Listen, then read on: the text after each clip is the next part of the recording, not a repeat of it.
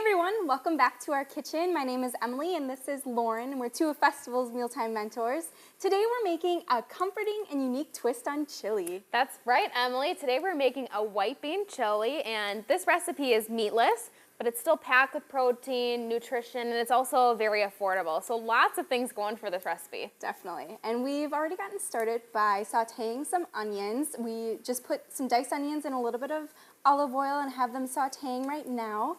They're nice and fragrant, so we're going to go ahead and add our minced garlic and cook this for, about a minute just to release the flavor and make it smell even better. It's going to make your kitchen smell amazing. Yes. It smells so good in here. And you could also make this recipe in a crock pot too. Definitely. You still would need to do this step. Yep. But from there, everything would just go right in the crock pot. Definitely. So as you can tell by the name, this recipe is going to include some white beans. We're actually going to be using 3 different types of white beans today. We have canned Great Northern white beans, some navy beans, and garbanzo beans. Yes, and as Emily mentioned, these are canned, so the convenience is in the can, which is great. It's very easy. We just simply drain and rinse them to get rid of a little bit of that sodium. And they're also very nutritious. So this recipe, because it does feature so many different beans, it's high in protein, high in fiber, and packs a lot of really good flavor, as you can see with what we're going to add. Definitely. All right. I also like, because we're using the canned beans, that this is a great recipe to keep these things on hand for maybe if you just need to throw it together a really quick dinner or a meal. Yep. Then to add even more flavor, we're going to add our vegetable stock. So this is a great option if you do have someone or you yourself are vegan or vegetarian. Great way to add some flavor to lots of soups and other dishes. And I love this Kitchen Basics variety because it is unsalted. So it's a great way to cut down on some of that sodium. And then of course you could add more salt if you do want it to be a little saltier, but a good base to start off with. Another canned ingredient, we're going to be adding some diced chilies. Add a nice chili flavor to this dish. And then we're going to move on to all of our spices. Gives this dish a lot of flavor. So we have our chili powder, pretty standard for a chili recipe. Some cumin, ground cumin. Smoky flavor. Yes. A little bit of oregano. And then we're adding a little bit of paprika. You could also add in some cayenne pepper to give this dish even more heat. So I'm just going to give this a good stir.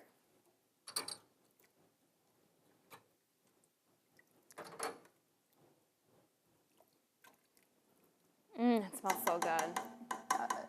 I'm just going to turn up the heat. We want to bring this to a boil, and then once it's boiling, we'll turn down the heat a little bit and then let it boil, or simmer rather, for about 30 minutes just to let all of the flavors come together. But it's great because the beans don't need to be cooked. Yep. So essentially we're just warming this up and bringing all those flavors together. Yep. But what I personally love to do with soup is kind of let it go all day, maybe make it on a weekend in the afternoon and let those flavors really all come together throughout the day. So you could definitely let it go for longer than 30. Absolutely.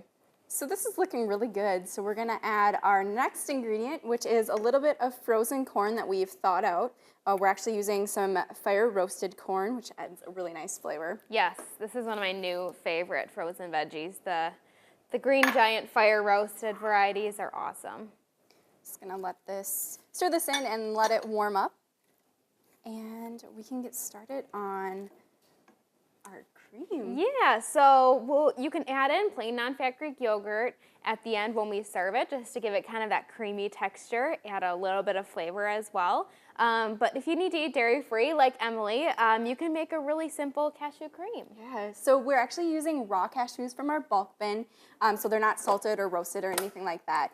And we've soaked them in a little bit of cool water for about 4 hours just to get them a little bit softer.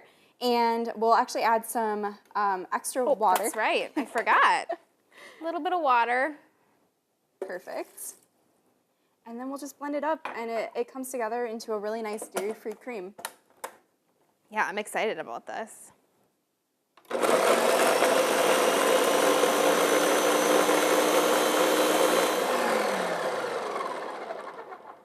Perfect. That looks pretty good.